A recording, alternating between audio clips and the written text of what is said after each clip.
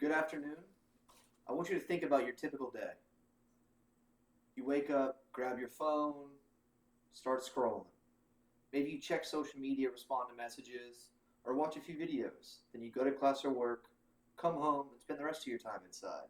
Whether that be watching TV, playing video games, or being on your phone. A large part of our lives today are spent indoors. And the truth is, most of us don't even question anymore. It's just become a part of our daily lives. According to the Center for Disease Control and Prevention, people today are more sedentary than ever before. The reality is simple. Spending too much time indoors is negatively affecting us, and many people don't even realize how negatively it is affecting us. While that might not seem like a big deal at first, this lifestyle is actually creating serious problems for both our physical and mental health. One of the biggest issues with spending so much time indoors is the impact on your physical health. When we sit for long periods of time and avoid physical activity, the risk of obesity, heart disease, and other long-term conditions increase significantly. Our bodies are designed to move, and when we don't use them, we feel it. We feel more tired, less motivated, and overall less healthy. But the problem isn't just physical, it's also mental. Spending too much time indoors can have a serious impact on your mental health. Studies from the American Psychological Association show that time spent in natural environments can reduce stress, improve mood, and even help with anxiety and depression. When we stay inside all the time, we lose that connection in nature. One thing I talked about a lot in my last speech, grounding, and that can leave us feeling more stressed, overwhelmed, and mentally drained. Think about how you feel after being inside all day. You might feel sluggish, bored, or even a little bit irritated. Now compare that to how you feel after being outside, even for just a short amount of time. Most people feel more relaxed, more energized, and just overall better. Even on similar days that we've had recently where it's rainy, it's still nice to get outdoors and experience the environment.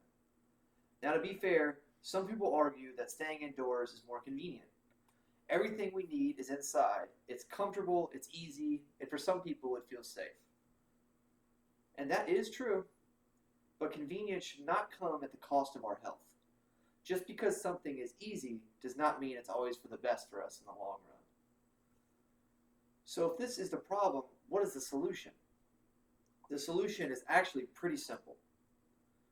We need to spend more time outdoors, and one of my favorite ways to do so involves surfing. However, surfing isn't always for everybody, whether it be just going to the beach, fishing, biking, hiking, or just taking a seat outdoors. Whatever fits your comfort zone is what's best for you. Outdoor activities give us something that indoor life cannot. They combine both movement and fresh air with sunlight and a connection to nature all at once. Instead of forcing yourself to go to the gym or do something that feels like a chore, outdoor activities makes exercise feel both natural and more enjoyable. And surfing, to me, is a perfect example of that. Surfing is not just a sport, it's a full body experience. It works your arms, your legs, core, and balance all at the same time. It challenges you physically, but it also challenges you mentally. You have to stay focused, patient, and adaptable.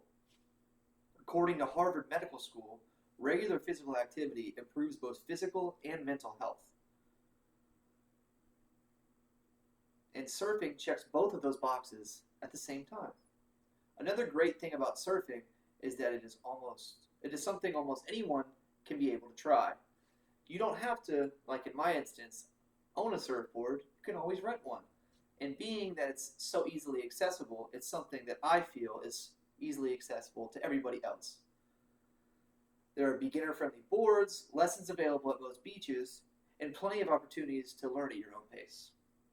Even beyond surfing, there are so many outdoor activities that can give you similar benefits.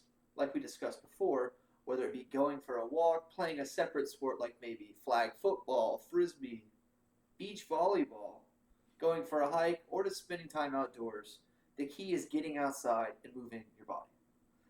Now I want you to picture something. Imagine waking up early, heading to the beach, instead of reaching for your phone. You feel the sun, you hear the crash of the waves, and then instead of starting your day with what feels like just waste darkness and depression, you start with something that's positive, uplifting, and rooting in nature. Afterward, you feel both accomplished and clear headed while almost having no sense of stress whatsoever. Now compare that to the alternative waking up, staying inside, scrolling, repeating the same routine every day. Over time, that lifestyle leads to more stress, less energy, and declining health. When you really think about it, the difference is huge. So now the question becomes, what are you going to do about it? This is where action comes in. I'm not asking you to completely change your life overnight. You don't have to become a professional surfer or spend all day, every day outdoors. I'm just asking for slight tweaks, slight changes. Starting maybe an hour here, an hour there, not even on a daily basis, but on a week-to-week basis. At the end of the day, your health, your mindset, and your overall happiness are shaped entirely by the choices that you make every single day. So instead of choosing the easier, more comfortable option of staying inside, branch out. Do something that will benefit you. Because sometimes something as simple as getting outside the house and into the ocean can completely change your life.